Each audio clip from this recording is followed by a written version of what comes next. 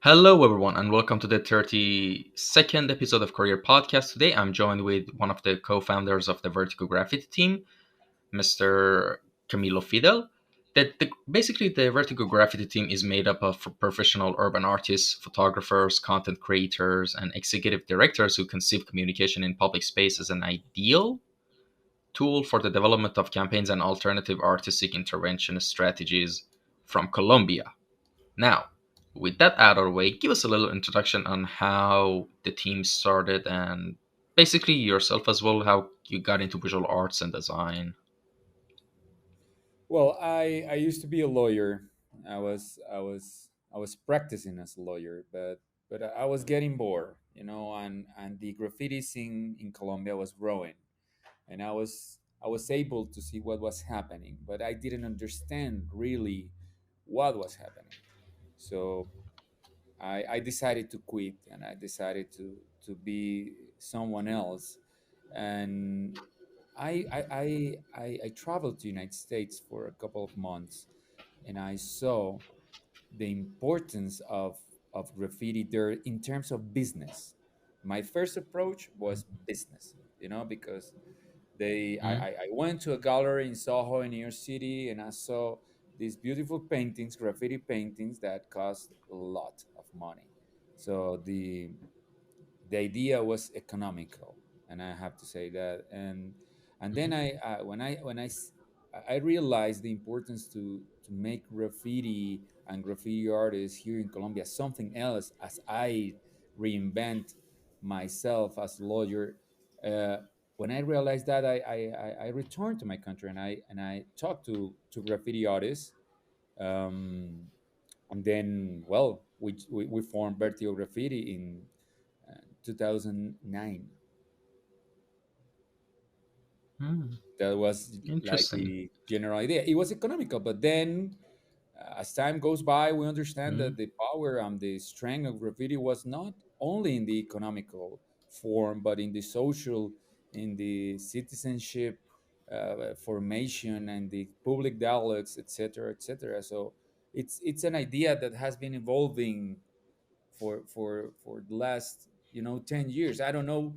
I know what vertigo graffiti is now. I don't know what vertigo graffiti is going to be in 2 years or 3 years, because this practice, this culture is so rich that you have to ride the wave. You don't you are not the wave, you ride the wave. all right. And my next question is, how did the members found each other and formed the group? Like, how basically the journey, how was the journey of everyone finding each other and just forming this group? Well, it was. I didn't know anybody connected to graffiti, but I it was very easy to find them because they signed their artworks on the streets. So I decided to walk around downtown Bogota, and I found one of the most important graffiti groups in Colombia. And then I received a call from a friend from the university, and she knew some graffiti artists, and she gave me the contact. So I was pretty clear with them, and I say, like, I want to create a business. Do you want to? Are you in? Do you want to be part? And they were very interested at the very beginning, because they were or they have been painting for, I don't know, 10 years, and they considered by that time that they want to have a different step, a step forward in their career. So it was like that. No, it was like a contract. Hmm. I would love to have a more romantic story about it, but it was like a contract. Do you want to work with this? I want to find uh, Yeah. clients. I want to find opportunities. Are you in? And they said yes, we're in.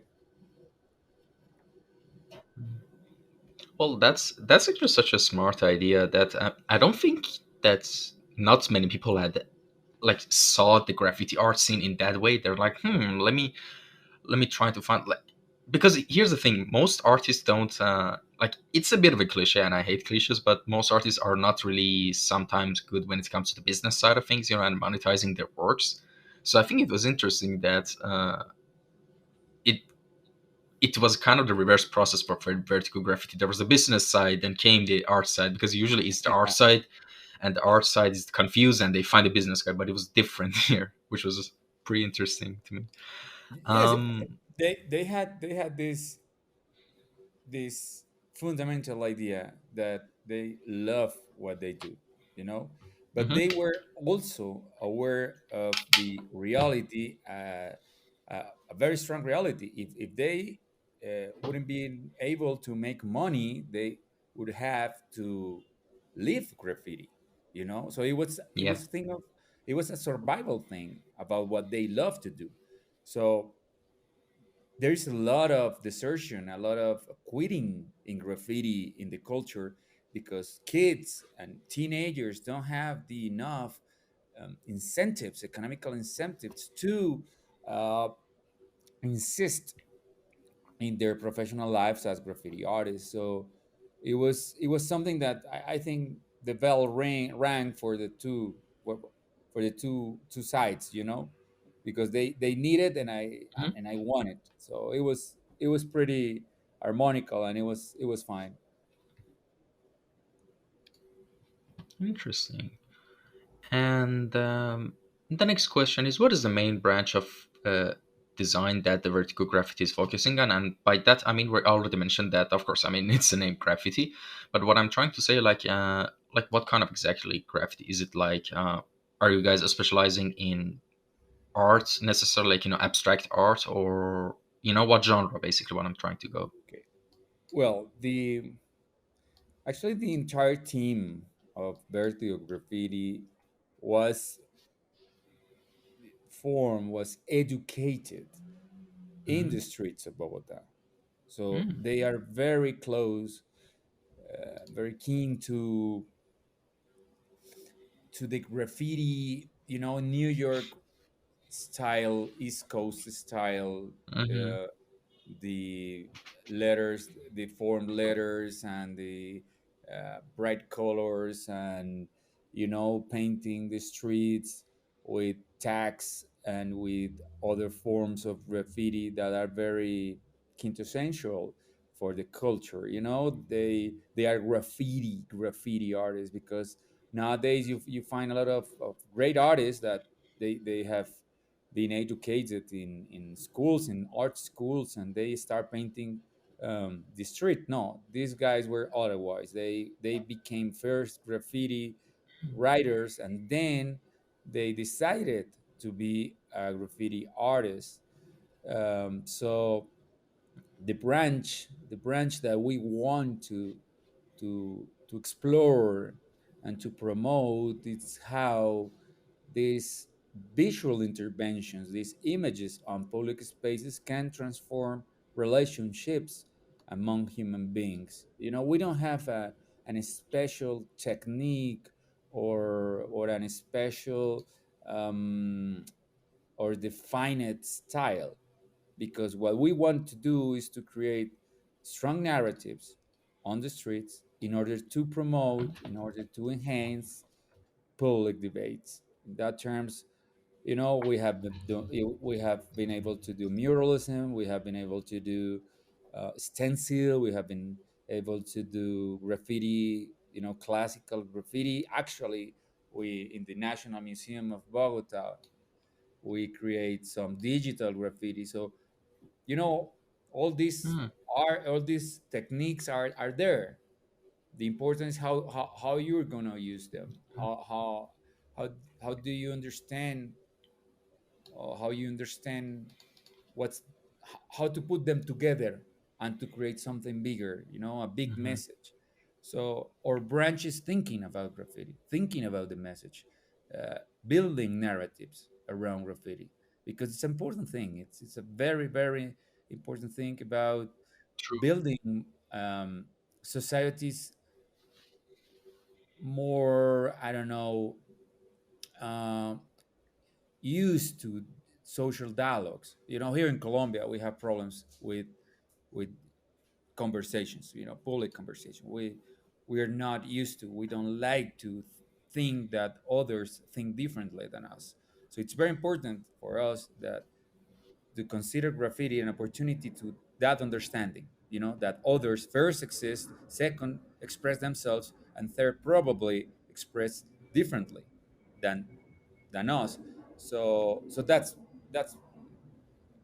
more or less what we do. All right, and this question is a bit of a bit on the art side of the things. And in your opinion, do you think for graffiti art you should start with traditional art, then go to graffiti art, or you can just learn drawing with just the graffiti art? Because I mean, there needs to be some level of like skill of drawing and composition. Mhm. You know what I mean for graffiti. So, what do you think would be the best way to first learn the traditional art with pen and pencil and sketching, then go to graffiti, or you can just learn all of that in graffiti medium, and there will be no problem. Well, in my opinion, personally, I think that ears will give you technique. You know, True. ears will give you the ability to create beautiful things on the streets. No matter if you do it on an art school or on the streets.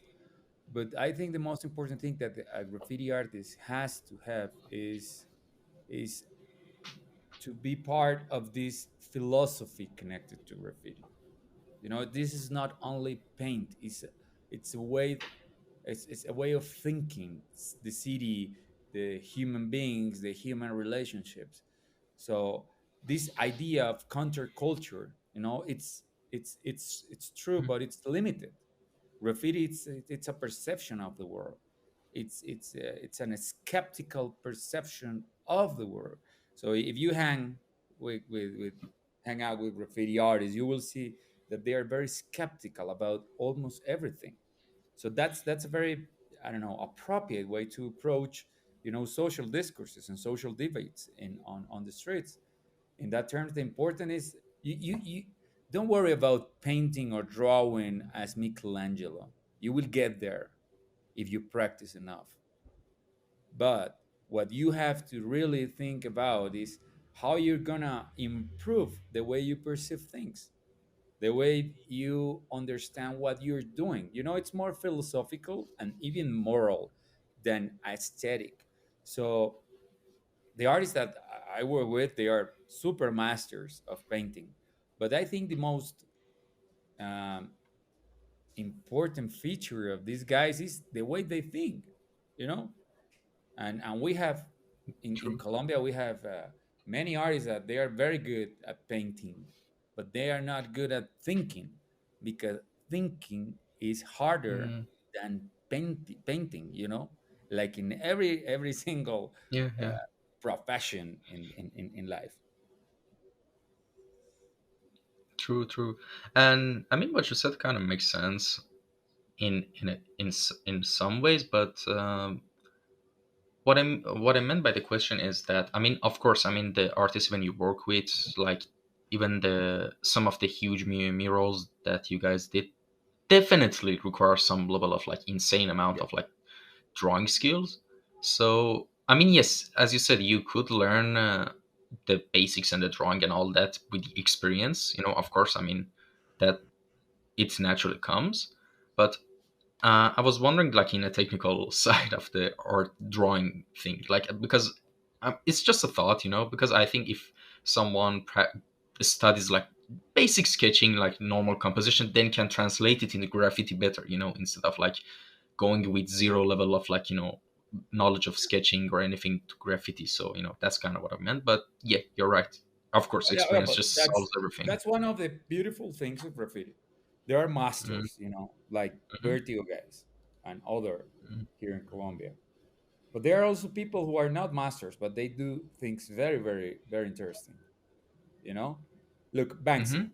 Let's think about Banksy artistically. Banksy is Mm-hmm. not a great, huge technical artist. Probably he cut his stencils with a machine, and his drawings are made with a computer. Mm-hmm. What's important of Banksy, what is relevant about Banksy, is how he thinks, how he sees the Mm-hmm. world. So obviously, It's like the ideal of the graffiti artist. Mastery plus, you know, appropriate thinking, Hmm. critical thinking, cognitive reflection, whatever, you know.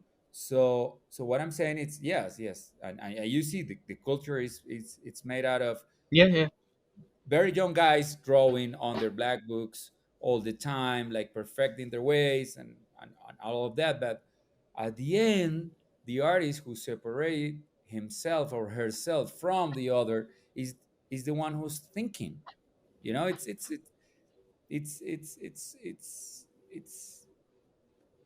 uh, I don't know if it's cruel. I don't know if it's challenging. I don't know if it's obvious, but it is what it is. You know, and when you go to yeah. art market, when you go to art markets, they're gonna buy that because you know art in the markets, they are buying not pieces, they are not buying objects, they are buying stories, they are buying characters, they are buying messages. So it's important, and that's something I obviously it's my personal opinion. There are a lot of people that think differently, but my personal opinion is first start thinking as a graffiti artist, then the technique will come to you. True. And the next question is that how, for usually, people who want to do a project in graffiti, how does the design process usually go? Like, first they have to sketch it on a paper to see how the basic idea looks, or some people just naturally just sketch on the wall and just make something out of it. Like, how does the whole process go? Okay, we have a very we have our own process. First, Mm-hmm. we define the story. First, we define what we want to say. You know, as in Istanbul, we paint this little farmer. What we wanted to say, we wanted to say that Colombians are different probably than the usual ideas that you have about Colombians. Mm-hmm. We wanted to say that we have another side, another beautiful side that is not exploded by the entertainment world, by Hollywood, you know, Yeah. and by Netflix. We wanted to say something else, and we wanted to say it loud to some audience that wasn't, I don't know, biased yet, the little Mhm. kids in Istanbul.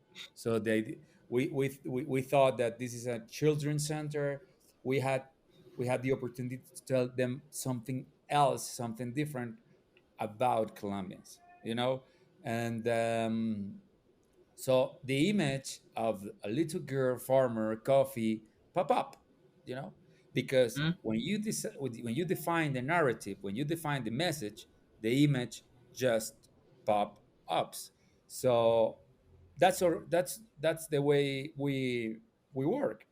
We as a business we do not improvise because improvisation in business costs a lot of money, you know. True. So we don't improvise. We take we take rational steps. We take we talk about what we want to paint with the clients, you know. But when it's done, we start thinking about what story it's appropriate, what story it's useful, what story is beautiful, what story is relevant, what story it's morally obligated, you know, because when you paint public space, you're creating public images, you're enhancing public debate. So it's important that you think about it. So that's the way we think the images, and then we draw sketch, but not only one sketch, it's many sketches because we are very perfectionist. So as a group, we are always criticizing our work because we want to do it as perfect as possible. And in this sense, we draw, we sketch a lot. Now we have a very great graphic designer who can put all these ideas and all these paperworks on on a screen. So it's like that, you know. But the first thing that we do is the story. All right. And my next question is about the whole some of the management side of things. How does like some of the huge graffitis you guys did, like how does the projects, the whole process come to be? Like, does a certain municipality contact you and commission you guys for a project, or Mhm. um, like how, or let's say you for a project you guys wanted to do art project yourself, like what are the steps to go about it? Like which the permissions you have to take from the municipality, the whole thing, like the whole process is kind of vague to me. Okay. So if you could elaborate on that. Okay. Well, there's this model. It's a model we thought about 10 years ago. It is a simple exchange of expectations. Mm-hmm. Public space it's an exchange of expectations. What that means, it's very easily. Everyone has an expectation there, and everyone wants that expectation to be fulfilled. In that sense, what we do is to try in any single project when we work on public space to work with everyone. We work with the public who grants the permissions. We work with the private people who grants the money. We work with the communities who are the, I think, the more interested on the image because they're gonna see it every day, every time. And we work with the artists. So it's a model of exchanging what I want to paint, what money I have, what's the interest in terms of public conversations that the public offices want to promote, and what's the more relevant message for the community.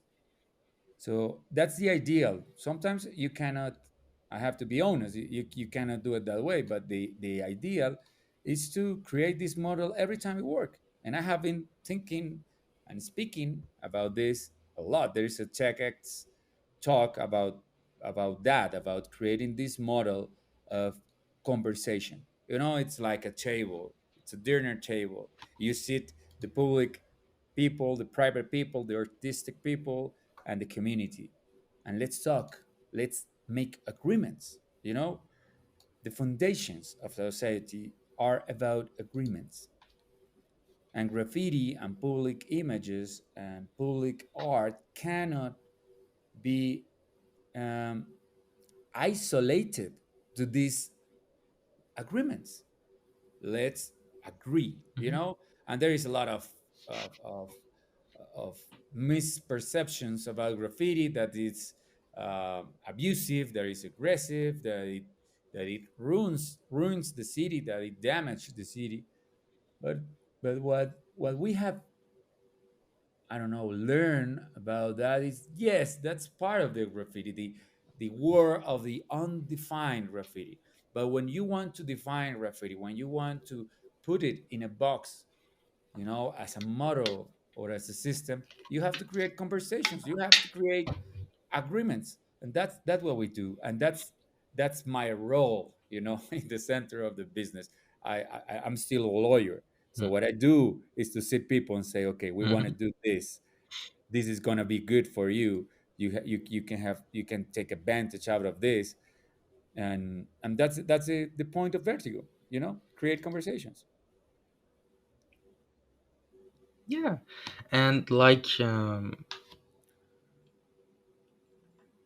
for example, let's say I mean like some of the projects you did in Istanbul. Of course, I'm going to get into it more deeper later in the podcast. But like, does the person who commissions or the agency that commissions the team provides the cranes, the colors, all the materials, everything? Yes, yes, yes. Well, we create a budget. We we are very, very, very delicate in terms of safety. So we don't Mm-hmm. like to paint when scaffolds, when they are not Ah, yeah. certified, and etc., etc. And we are also very sensitive with schedules.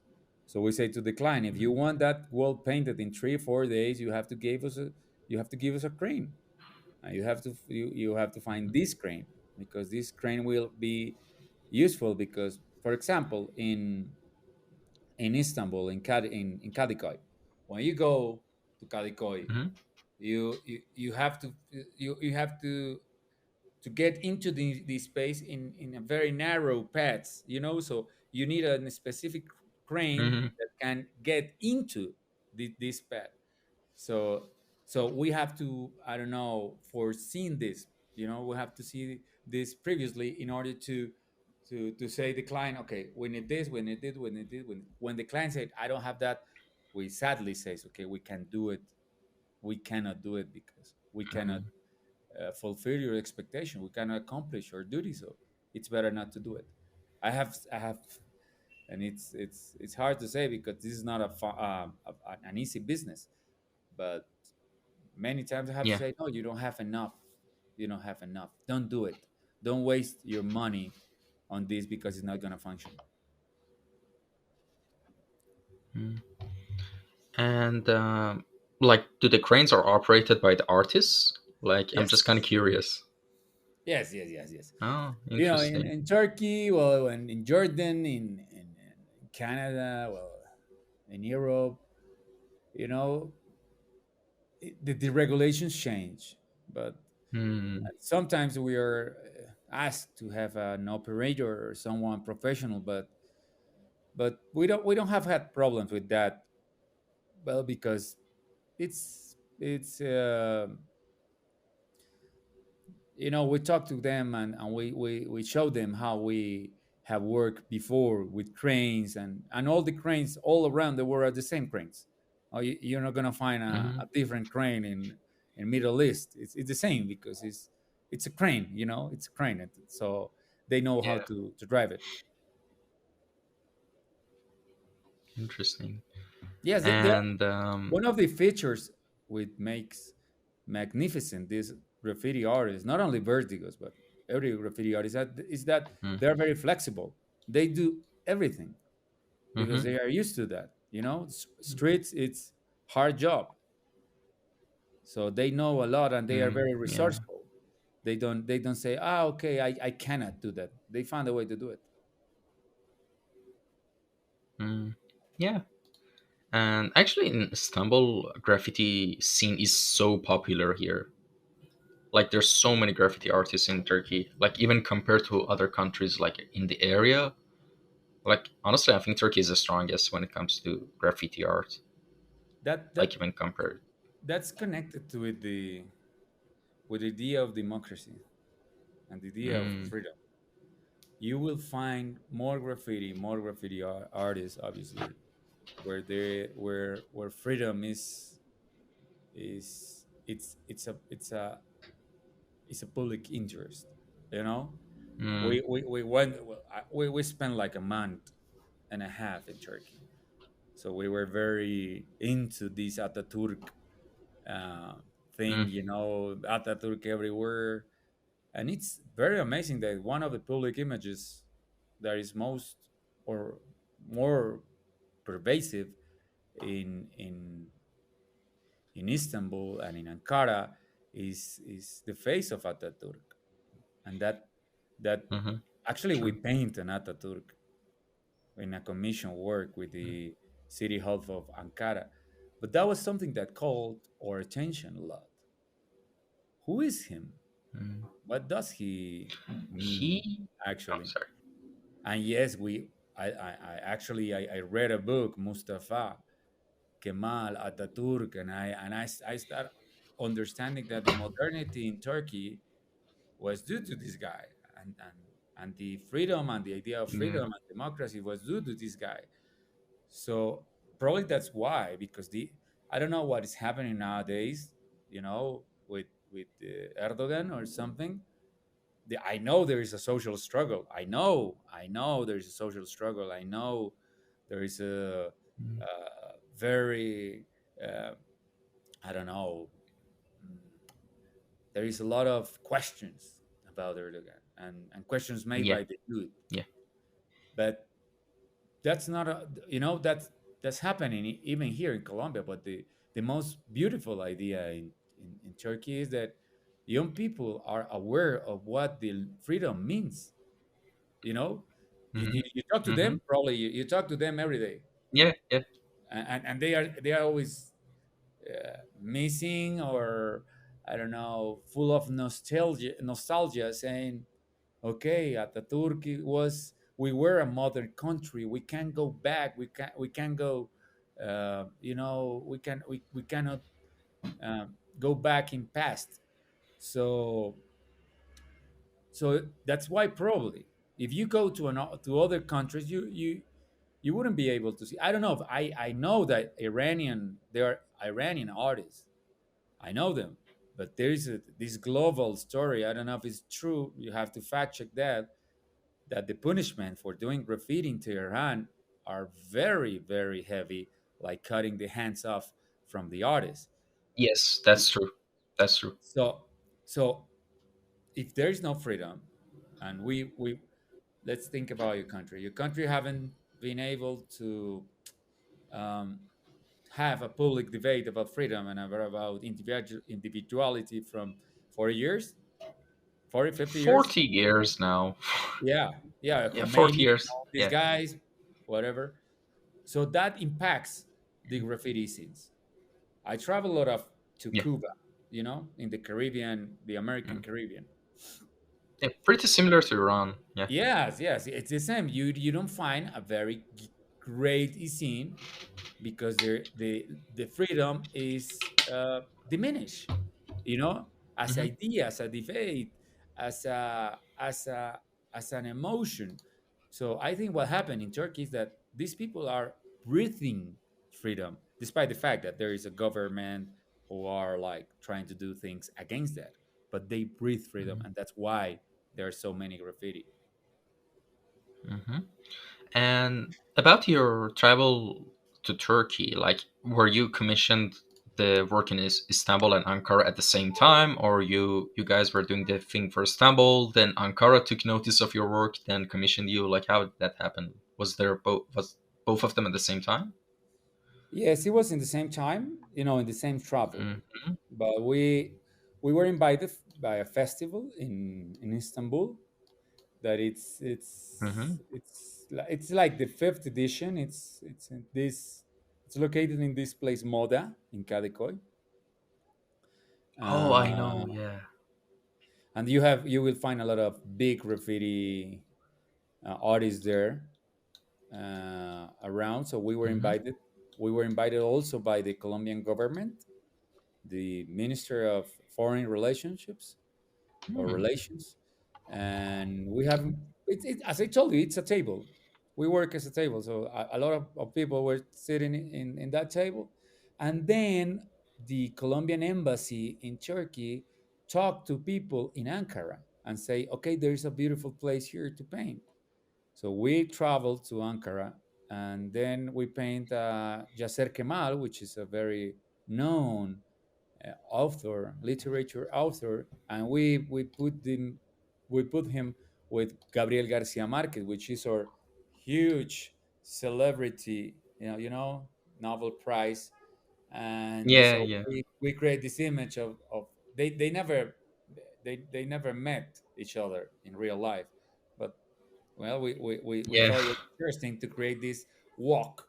What would what would happen if Gabriel Garcia Marquez, would be or would have been able to talk to Yasser Kemal, and that was the idea. So we paint that, and then the city hall called us and say, okay, we want to paint a beautiful Ataturk in our offices, and I say, okay, that's fine. We set a price, and they paid us, and it was a great experience in Mm-hmm. terms of in terms of, well, knowing the Turkish culture, which is huge, but also as it was good in terms of having the opportunity to paint three walls in 1 month and a half.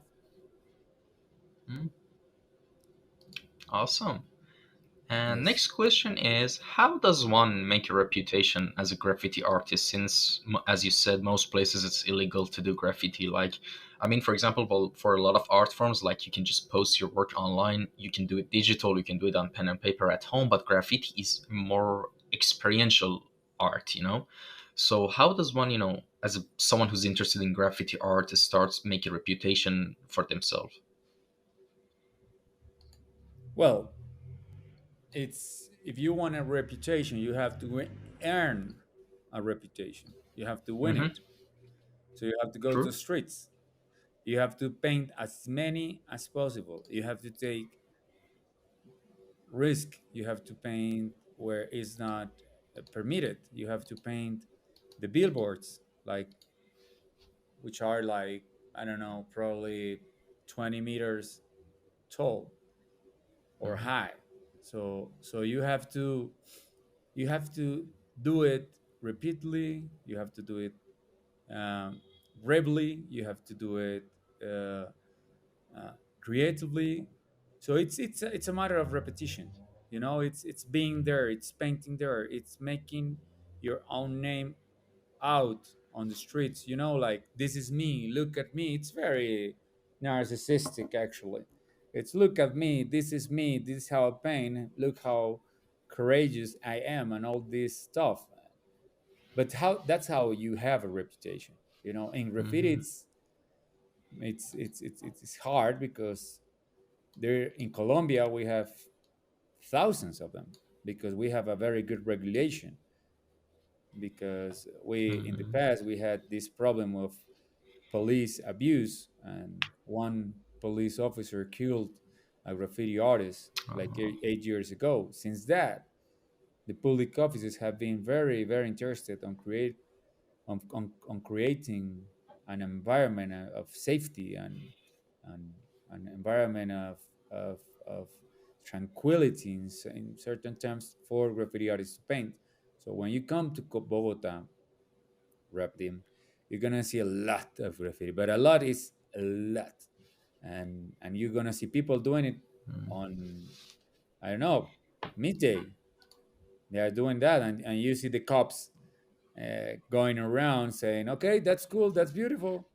You know, in general terms, uh, police abuse Mm-hmm. is still there, but in general terms, for the regulation and the agreement of the city in Bogota, in the capital, with the graffiti artists, the public offices, actually the citizenship, we were able to have a very nice, safe, um, uh, uh, talented environment to create this huge scene. So it depends a little. You know, if you want to be a graffiti artist, you don't need anyone.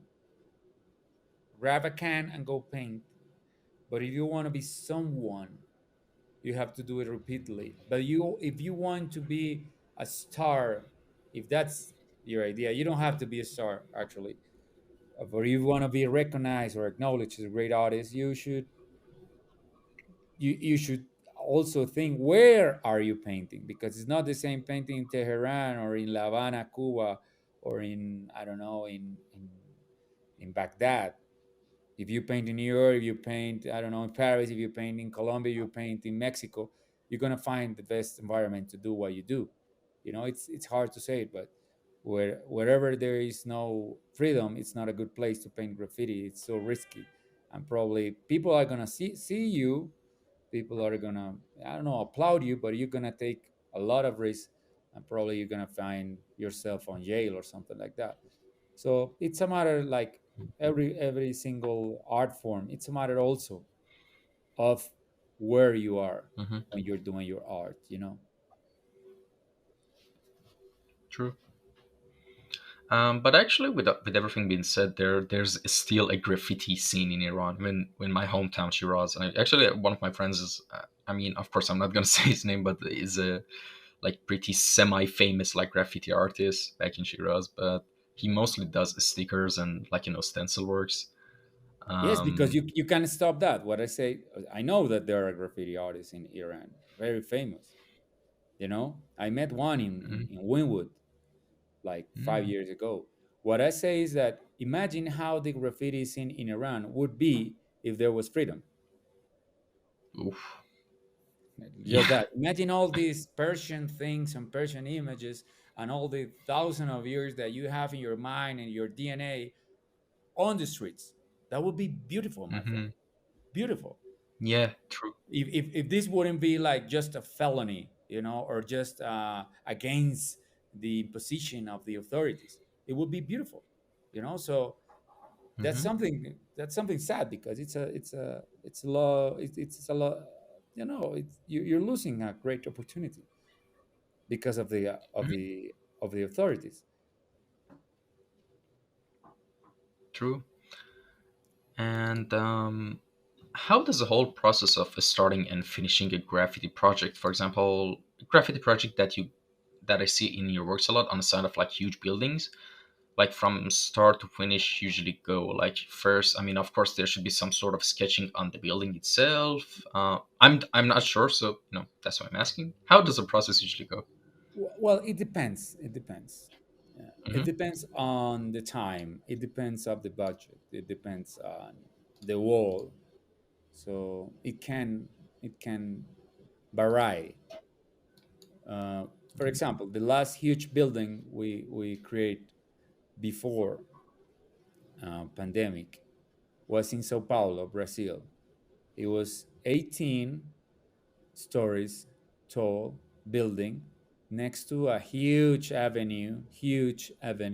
It's crazy, like 30 million cars crossing that avenue per year.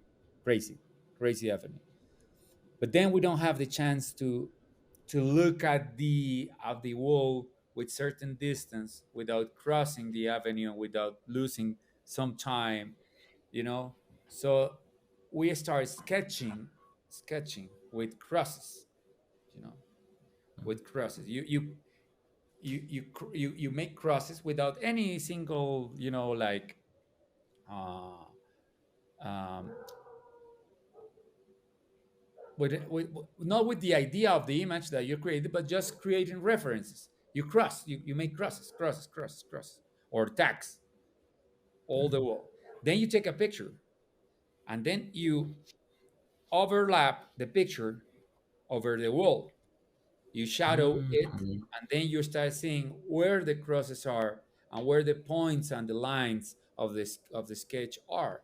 So then when you are on the wall, you see, okay, this cross connect this cross in a line, like, like in the children books, drawing Hmm. children books that you put together dots. That's the way we do it. In other projects, when we don't have Oh. that amount of time, what do we do is we project the image, and that's easier. Hmm. Easier, but sometimes the projection modifies some details of the image, so it creates Yeah. problems. So it's about, facing problems and making out solutions. But it Mhm. depends. There is a lot of things that you can do to paint a wall that big. Well, I'm sure that the projector that should be used should be something that can focuses light a lot, so it shouldn't spread out light so much, so it can completely put out the details of the stencil probably you guys have in front. Wow, that's actually the first time I hear that, because that's always been like a huge question from from me. And actually, then the next thing I want to ask about is tell tell me a little bit about your experience in traveling abroad and just painting, especially when it comes to Middle East and countries in this area. I mean, of course, we talked about Turkey a bit, but Yeah. just any interesting stories. Well, the most beautiful things that we have been able to see, to understand, to appreciate are connected to traveling around the world painting. Hmm. Um, we saw that there is like a filter, like the United States of America and the entertainment business create filters for the world. They create cliches of the world. They create uh, narrative perspective of the world and antagonism from entire cultures with the world. What I mean is that the whole business of Hollywood is creating the idea of the terrorist Arab. the drug dealer, Colombian and Mexican, the Brazilian dancer, the underculture African, the actually the Chinese mathematician or Indian, this whole Kung ideas Fu Master. there, yes, or the Iran, all these things. You have suffered this, and you, as part of this huge culture of entertainment, you pay Netflix, you pay HBO, you pay, and it's good and it's great, but it's only one part of the story, you know. So you start Hmm. seeing the world through this lens that Hollywood, you know, obligates you to wear. You see the world as I want you Hmm. to see the world.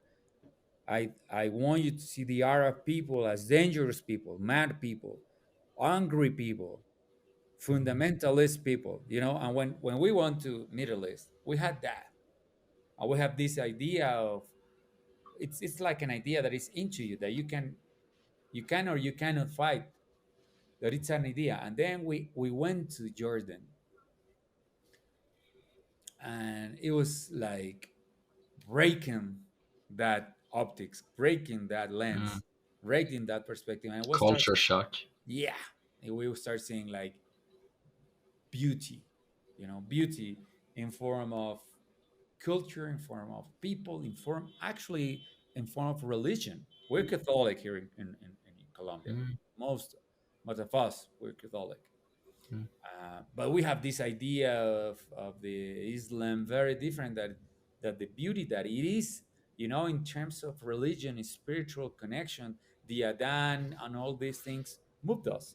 And we made great friends, Arab friends, and they have, we met a feminist group in Jordan, in Amman. The last thing that you think is that you're gonna find a feminist in the Arab world, but we found it, and Mm. we have good friends. And obviously, there is some things, some restrictions that we don't have here, the drinking restriction, and some dressing social restriction. Mhm.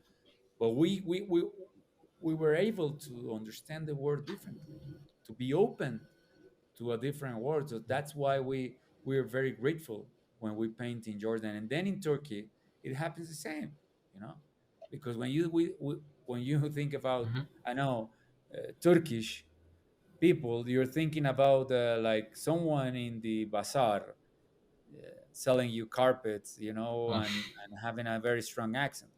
But then you realize this beauty of Istanbul, this beauty of history, and you interact with these guys full of freedom speeches and full of intention of changing their country, as probably they are superior in that term, for if you compare them with many people in the world, in the first world. Mhm.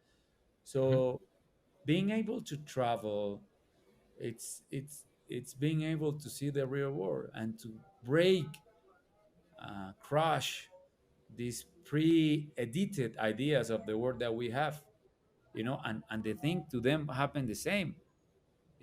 Every time we put a foot in an international airport, the first thing that everyone is thinking about us is Pablo Escobar.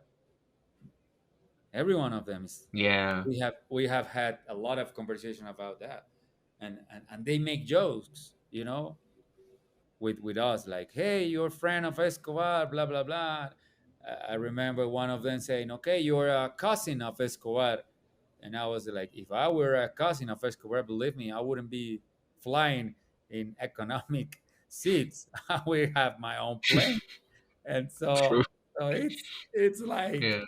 like making fun out of it, because we don't have, we we have stories about Colombians have been repeated a lot, and you know it, Ramtin. You know it.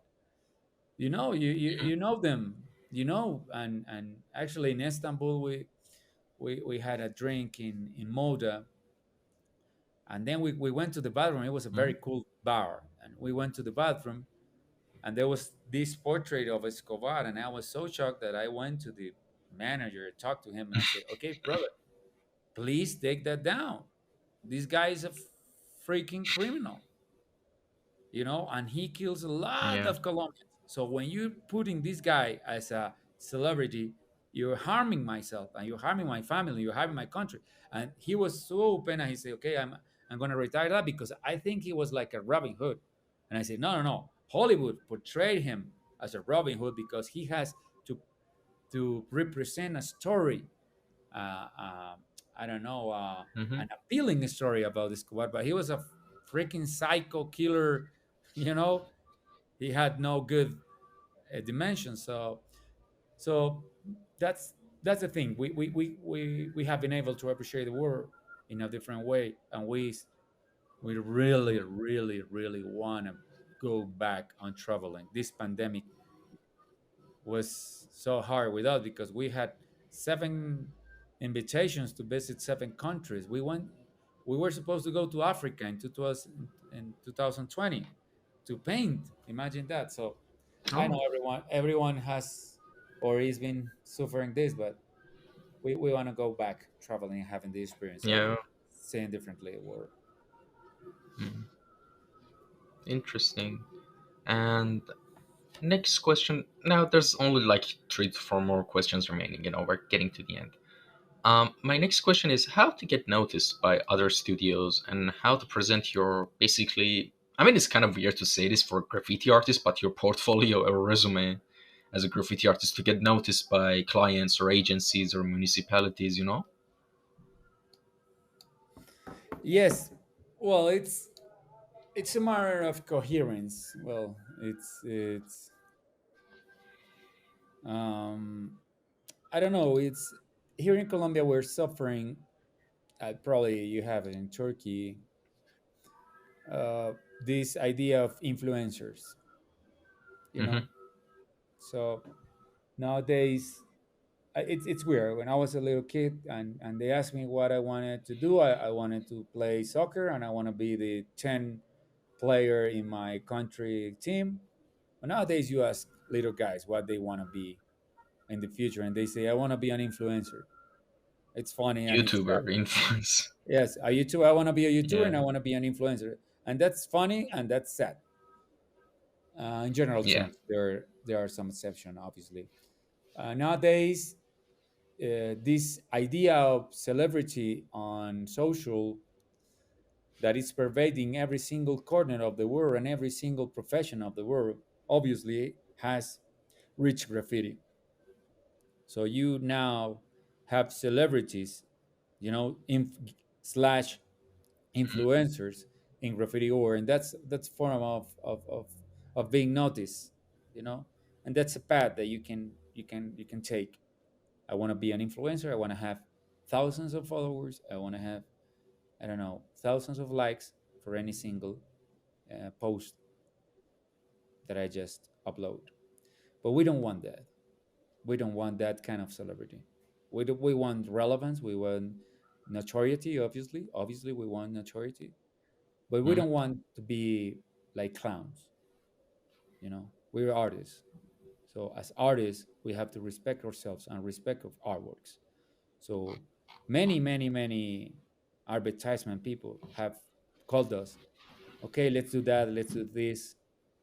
We want to create a campaign, a viral campaign with you guys, but you have to play a character that it's not you. And I all the time I say no, no, no, no. We're Mhm. not in that on that business of celebrity faking, things and doing stupid things in order to have some kind of attention. The attention that we want is the attention that comes out relevance and intelligence and hard work and and creativity, but not being a clown. And that's a problem nowadays. But as I told you, it's a problem of the world. It's not a problem of graffiti. So this is like the fourth time that I speak publicly about this. It's harmful to the art world and to the graffiti world that the brands are trying to create, uh, I don't know, characters, funny, you know, uh, fast moving characters out of graffiti, because graffiti is something that needs also some contemplation, some quietness, some reflection. You don't have to Hmm. be, you know, part of this show of celebrities, but it's happening. So I'm struggling with that, ranting. I have to be honest, because money is getting there. And how come we're gonna get money with this kind of principle? So I don't know what is gonna happen, but Hmm. for now, so far, uh, we're not doing that, and because it's harmful for the culture. Because the guy who's Hmm. there's a poet, a Portuguese poet, Fernando Pessoa. He used to say that artists are the first, the first that see in a society. You know, the Hmm. the leaders of this idea of conception of society, not the engineers, not the politicians, not the mathematicians, the artists, they foresee in the world.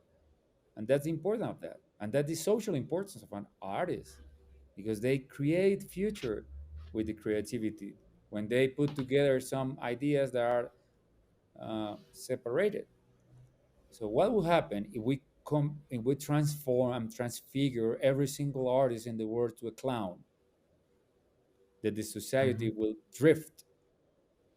will be drifting everywhere, because they will know what the future is. So this is a problem of media nowadays. And I say to the advertisement agencies, okay, I can do it, but I will not be your clown. And nowadays we're working with a very huge oil company here in Colombia, and I said they are not influencers, they are artists. Are you okay with that? And they say yes, we're okay with that. You know how to portray them, and we portray them as that, as people full of ideas, audacity, courage, not people jumping around and having facing with big eyes and big lips, talking with funny voices. That's not what an artist is supposed to be, so Hmm. that's how we are now leading with this idea of being present and being noticed to others. Hmm. Interesting. And actually, what you said, I think I heard a similar explanation somewhere that artists are basically like the canary in coal mines of Yes. society. Like basically, I mean, I don't know if you know, but in old times, like miners used to have like a caged Yes. canary with them because canaries could sense like the vibration of the earth if something was wrong was gonna happen, and they would warn the miners. And artists are basically that; they could warn the society of the danger that's Yes. maybe Yes, lurking that's ahead. true. Yes, I heard the story of the Mhm. canary. All right. And next question is, who are your favorite artists and designers? Wow. I'm more like, more than visual, I'm like a narrative guy, you know? Mm-hmm. And I'm on charge of that part of Vertigo. So my favorite authors will be connected not with graffiti and painting, but with probably literature and movies. My favorite of all time is uh, Hong Kongese cinematographer called Wong Kar Wai. In Mandarin is like Wong Ye Wa. That sucks. My Mandarin sucks. So it's Mm-hmm. like Wong Ye Wa. He made a beautiful, beautiful, beautiful, beautiful romantic movies, but not romantic in terms of love story, but romantic in terms of a struggling of being a human, and being part of this sometimes incoherent project of being a human. So Wonka Wai is the first, and in literature, I would say, and I will, that I really like Colombian literature, and this Gabriel Garcia Marquez we painted in in in Ankara. He's my favorite, but also Roberto Bolaño is my favorite. He's a Chilean. Um, I'm philosophers now. I'm like in Martin Nussbaum, a very very nice philosopher that points a lot about emotions. So it's like that. But in graffiti, I love the old schools guys. I love the guys who do the trains and all the things with, I don't know, the romantic and nostalgia thing. I love that. I love the tagging. I love the drips. I love, Mhm. the real graffiti. I love that. Obviously, I like some things that Banksy Mhm. does. I love Os Gemeos. Os Gemeos, I think they are the most amazing narrative and creative people in graffiti. The Brazilian guys, the Os Gemeos. Um, I really like what PES Barcelona, he worked with us, and all this crew in Barcelona, Kenor, Sosem, um, PES, they are doing great things. There are a lot of good things happening. The where you go to a festival or you go through internet, even through Pinterest, and you will see people doing amazing things. But as I told you, I see the entire horizon, the connection with literature, with movies, with cinematography, with poetry, even. So that's my favorite. Awesome. And is there a project you guys are working on right now, or Yes, yes, what kind of project in the present? well, we All right. were supposed to go to England at the end of the year, but because of the pandemic and the New England version of the virus, it was canceled. But still, we have two walls here in Bogota, big walls. We have a very famous wall here in Bogota named the Keys of the Invisible, and now Mm-hmm. we painted that wall on 2013, but it's still on and it is still relevant because we talk about the love in the city. And we want to create two more big walls in our city that have this kind of impact, you know? So we're working with that, thinking about big walls in Bogota, Mm-hmm. probably in Cartagena. We paint love in Cartagena. Cartagena is a city in the Caribbean coast of Colombia, very famous because it's very historical, very beautiful also, and it's very full of contradictions. So it's a great place to paint, and that's it. And we're launching our second screen silk painting. I don't know if you have visited Mm-hmm. our Instagram account. So we're printing Mm-hmm. a new artwork, um, that is inspired by the wall that we made in Belgium in 2008 in 2019 18, sorry. So what we're doing now is taking our walls and making them silk screen, you know, and Mm. that's Smart.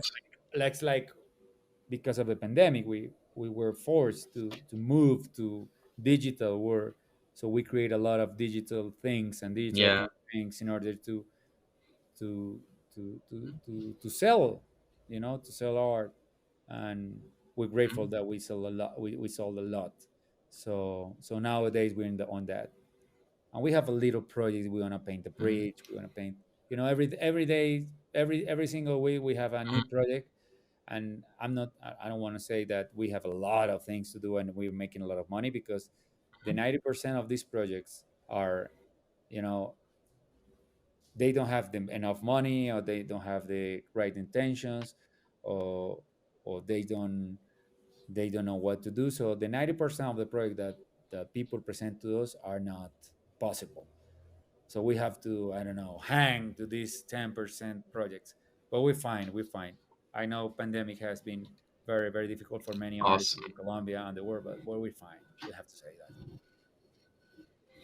Right. And actually, just one thing that I kind of like, thought about right now, like 2 minutes ago. Um, since I mean, you obviously are really good at like managing the business side of the whole thing. Like I had a suggestion: if you could find someone who's for professionalizing in AR, augmented reality, like because the future is really looking toward like VR and AR. And ER graffiti art is something that's been done and it's pretty new, and you guys have a lot of potential and room to just explore that field and just be innovators in that. Like if you could, I'm just getting excited thinking about it. If you That's guys, cool. yeah, if you guys could get a professional a person who's professional in augmented reality, you could just design your whole process of designing and planning could be changed. This, of course, based on the possibilities that it could provide. Like imagine like a huge mural on the side of a building, but you made it parts of it interactive, so people could come to it and just put their camera phone in front of it, and it kind of becomes an attraction. They could take Totally. selfies with it, and there are already apps for that. So there's a huge like possibilities, I think, and I highly recommend it to later look into it whenever you had free time, because that's something so exciting, to be honest, in my opinion. Yeah, yeah. Yeah. It's very important that graffiti as a traditional practice is or has to be connected to new technologies, obviously. And Hmm. the last thing I wrote, because I wrote about graffiti, is was with this augmented reality, apart from the entertainment thing and the interactive thing, we can create an economy, a fairer economy out of graffiti. Because Hmm. if you, there's this difficulty, who pays for graffiti on the cities? The artists, Usually. public Uh-huh. people, or private people? You know, Hmm. but mostly, usually, are the artists who are actually the weakest in terms of, you know, economic resources. But when you work with the public offices, there is this risk. It hasn't happened here in Bogota, but it could happen that the public offices make graffiti politics propaganda. You know, there's that problem around. When the public offices, the city hall pays for graffiti, for murals, they say, okay, paint this, don't paint that, try to avoid this, skip this. And that's a problem in Hmm. terms of freedom of speech. But it's good to be paid Hmm. by the public offices, it's okay. But there Yeah. is that risk. And with the private, there is this problem also that they want to create advertisements disguised as graffiti, you know? So the graffiti Mm, also yeah. suffers in terms of integrity, artistic integrity. So how come would be the word if the audience, the real public of graffiti, the pedestrians, can provide money directly to the artist? So that's an idea that I have. If you insert a code in, it can be a very,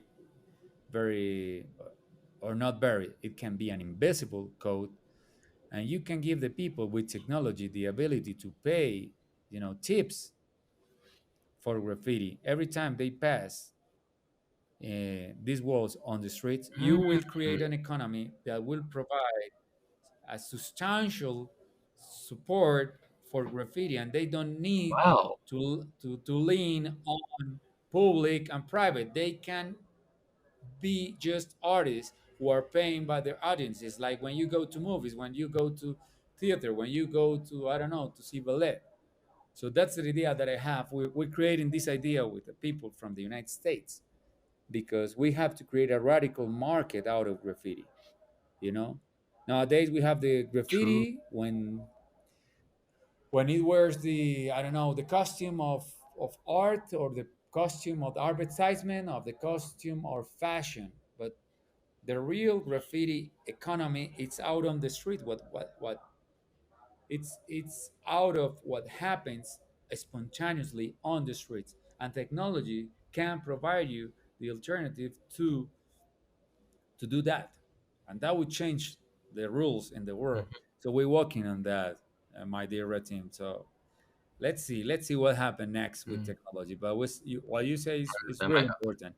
Technology has to be part of this. Mhm. And with that out of the way, we've come to the end of the podcast. And with everything that's been said and done, to conclude all we discussed, give us a roadmap, in your opinion, for someone who is zero in visual arts and wants to get to the place. Basically, in terms of skill sets, like become an amateur decent graffiti artist. Like Okay. what steps and what the roadmap looks like for that I person. would say, this is not an advice, guy or girl outside. This is a reality. You're walking, you're walking, and you made a good decision being an artist. That's the more, or the most dignifying profession in the world. It's relevant, it's important, it can't be replaced by a machine, really cannot be replaced. So it's a good path to walk. But it's also the more difficult one. So get ready to be honest to with yourself, and to face a lot of hard work. You need discipline, you need integrity, and eventually, this is not sure, you will find some attention of people, and you will find some attention for society. But despite the fact of attention of celebrity, what you're doing is building a better society and a better world. So don't quit. Don't quit. It's difficult. It's going to be difficult. If you face obstacles, this obstacle will make you better. But practice, practice, practice. Draw, draw, draw. Take distance. Take in Italian there is a beautiful word, lontananza. Take distance. Take this perspective out of what you're doing. But you're doing the right thing. Being an artist is the right thing.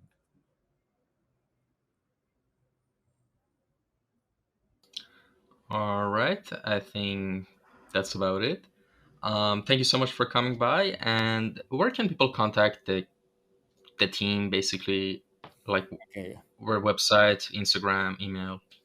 Okay, you can find us in every single social media. Well, not every Mhm. single. Facebook, Twitter, LinkedIn, and Instagram. Just writing Vertigo Graffiti with two F's. Vertigo Graffiti. And our website is www.vertigograffiti.com. So you can find us there. You can contact us there. We will be more than pleased to talk to you, as we have talked to our friend Raptin in Istanbul, in All our right. love Istanbul. Thank you so much. So see you guys in next episode. Have a good day. Bye.